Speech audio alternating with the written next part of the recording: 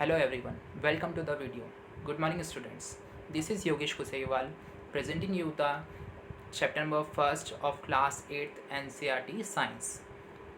मैं आप सबके लिए साइंस का chapter number first crop production and management आप सबके सामने लेके आया हूँ. In this chapter we have to learn about crop production and management. Before starting this chapter, I have to tell you that this chapter is so long, so I have divided this chapter into some parts. Okay, in this chapter we have learned about crop production and management. Okay, before starting I have to tell you, I have to introduce you your two friends just like पहली and बुजो, जिनको आपने पहले भी देख चुके हैं. Okay, this is पहली. ये एक अपने पहली आएगी इधर, और एक और कैरेक्टर है अपना बुजो. ये रही पहली आपकी और ये रहा बुजो आपका. This are the two characters of this in this chapter. Okay, let's start. हाँ, क्रॉप प्रोडक्शन एंड मैनेजमेंट. तो क्रॉप से मतलब फसल है, प्रोडक्शन जो अपन प्रोड्यूस करते हैं, प्रोडक्शन करते हैं, और मैनेजमेंट, इधर मैनेजमेंट का मतलब है मैनेज करना. जो अपन ने क्रॉप प्रोड्यूस करी है उसका किस तरह से अपन स्टोरेज करेंगे, किस तरह से उसको मैनेज करेंगे, and how to distribute into the people, उस सब चीज़ के बारे में इस चैप्टर को अपन डिटेल में समझते हैं. Okay, let's start the chapter. Okay, पहले वो जो दोनों अपने अंकल के हाउस गए समर वेकेशन में. They went to spend their summer vacation with their uncle house. आगे लिखा है their uncle is a farmer. उनके अंकल क्या थे? एक फार्मर थे.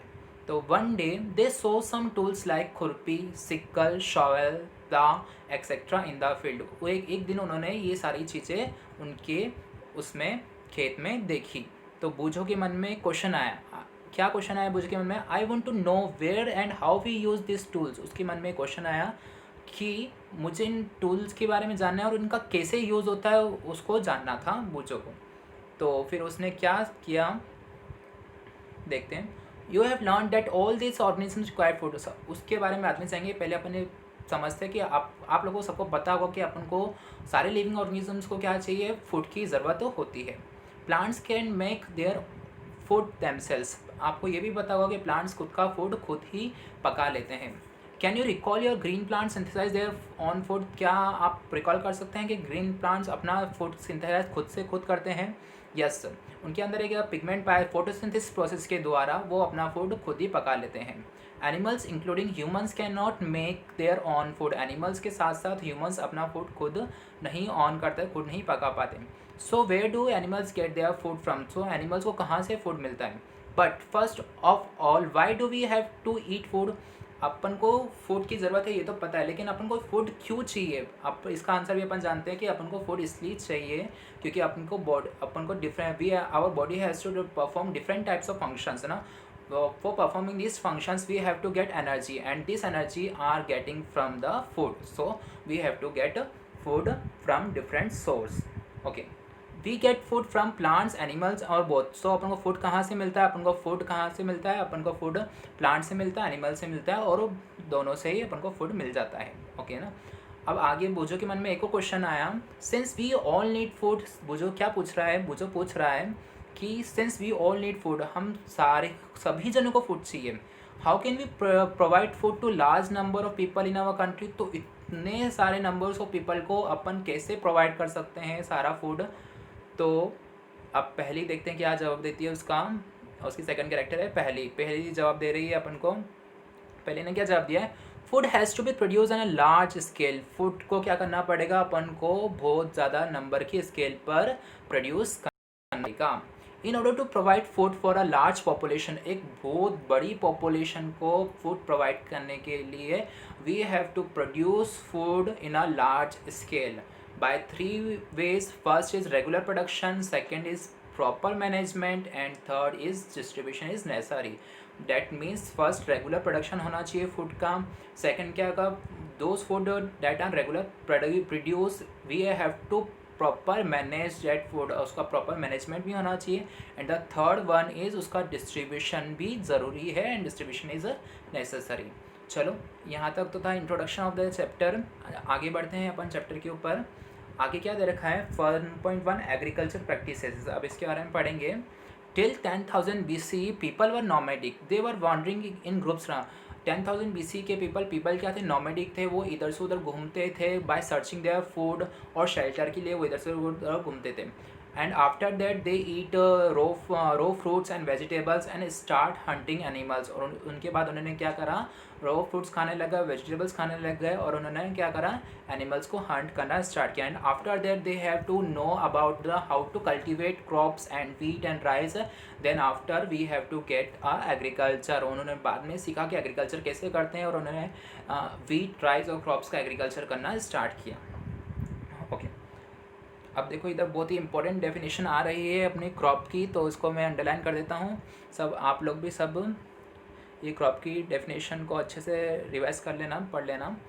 क्या आई है, when plants of the same kind are cultivated. जब एक ही तरह के सेम काइंड्स को, प्लांट को बहुत बड़े लार्ज स्केल पे अपन कल्टिवेट करते हैं, तो वो चीज़ क्या कहलाती है, अपनी क्रॉप कहलाती है. एग्जाम्पल भी दे रखा है कि अब क्रॉप ऑफ व्हीट मीन्स, एक क्रॉप ऑफ व्हीट अपन ऐसे बोलेंगे, क्रॉप ऑफ व्हीट का मतलब क्या होगा कि एक ही पूरे खेत में, एक ही फील्ड में एक ही व्हीट की क्रॉप क्या गई है, उगाई गई है. You know that crops are different types. तुम सबको पता है कि crops, you know that crops are different types like cereals, vegetables and fruits. This are the different types of crops like cereals, vegetables and fruits. This can be classified on the basis of the season in which they grow. इनको किस तरह से classified किया है कि जिस जिस season में ये उगती है उस सीज़न में इनके द्वारा इनको क्लासीफाइड किया गया है. India is a vast country. The climatic condition like temperature, humidity and rainfall vary from one region to another. India के एक बहुत बड़ी कंट्री है, और इसका जो क्लाइमेटिक कंडीशन का जो टेम्परेचर है ना, ये वेरी करता है. किस किस तरह पर वेरी करता है, टेम्परेचर के द्वारा, humidity and rainfall vary from one region to another. These are the factors which are responsible for the climatic conditions of India. Okay, accordingly there is a rich variety of crops grown in different parts of the country. ना इसके ही अनुसार अपने country में अलग अलग प्रकार का क्या होता है, क्रॉप्स बोई जाती है. अब देखो आगे बहुत इंपॉर्टेंट टॉपिक आ रहा है अपना. There are two types of crops. First is kharif crops and second is rabi crops. These are the two important topics that can be discussed. First one is kharif crops. इसकी important, ये दो बहुत ही important topic है. इसके ऊपर question तो बन के आता ही है, तो है. ओके,